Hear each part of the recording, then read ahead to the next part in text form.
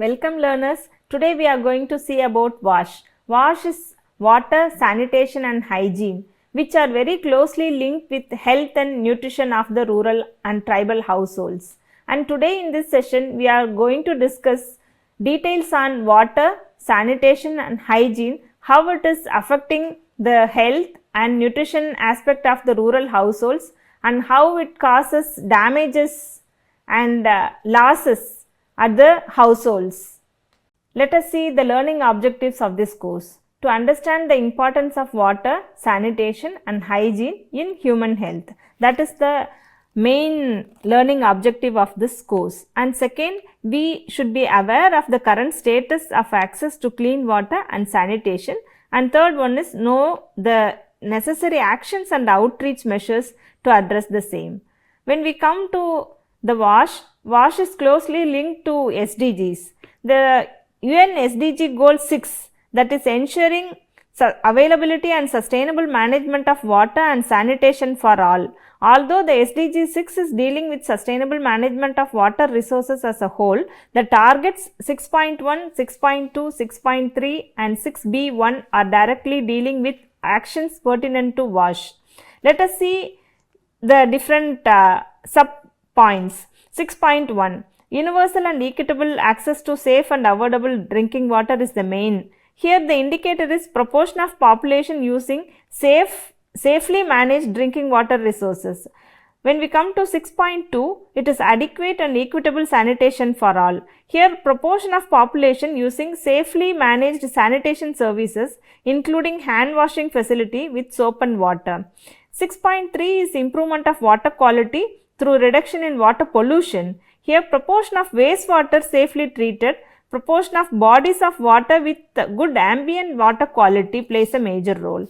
And 6.B.1, which is participation of local communities for improvement of water and sanitation. Here proportion of local administrative units with established and operational policies and procedures for participation of local communities in water and sanitation management.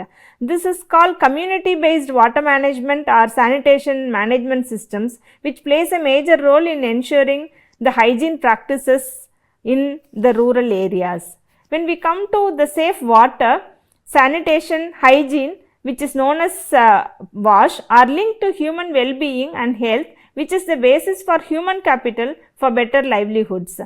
There are negative impacts of WASH. One is exposure to preventable diseases and risk are more. Second, reduction in the quality of life and well-being. And third, it adversely affects the human health and thus household economies. Here, external pressures like climate change, high population density, competing for resources, etc. are triggering the negative impacts.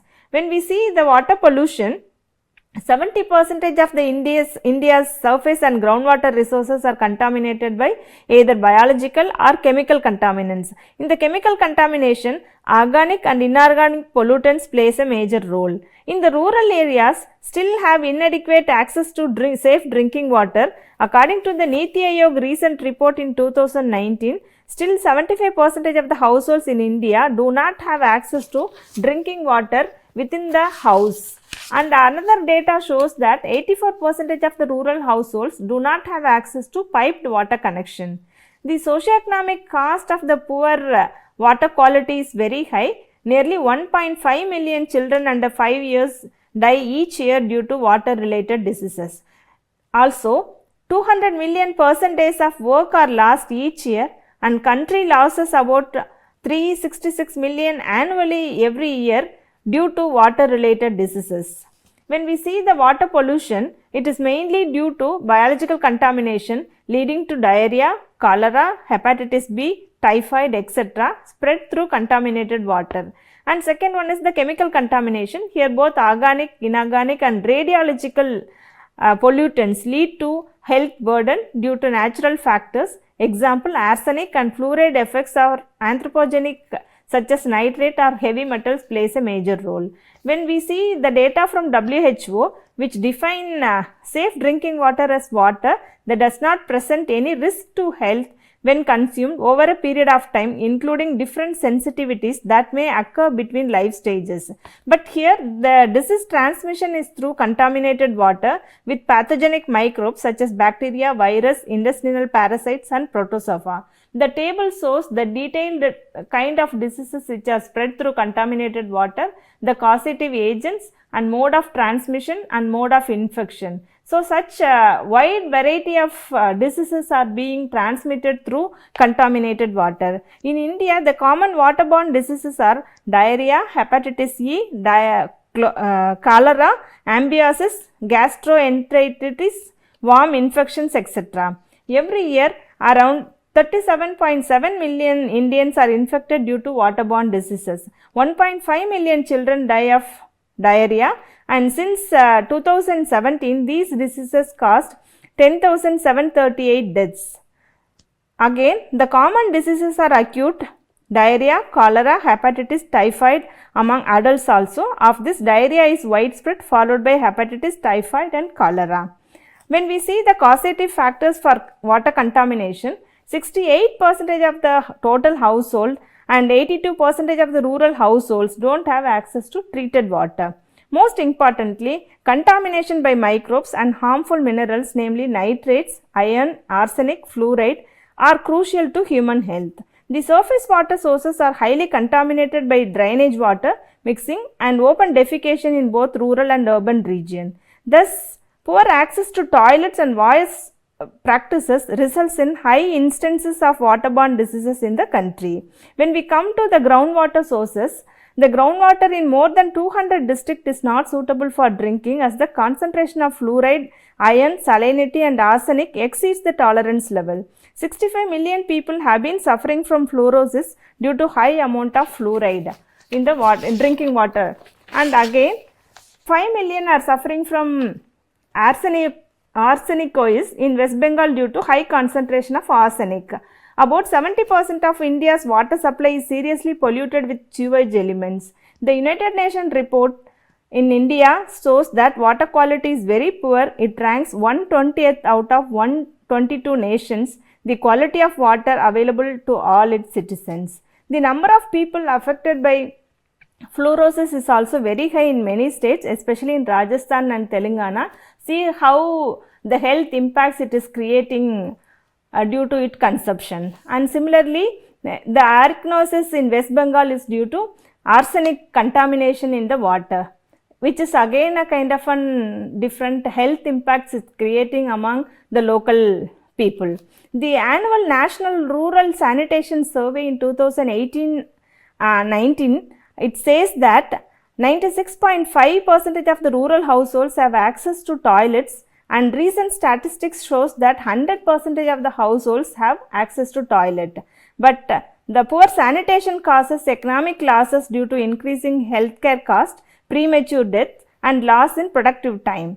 The WHO study 2014 estimated that every year $1 spent on sanitation has better results to the tune of $9 by improved health and better productive employment.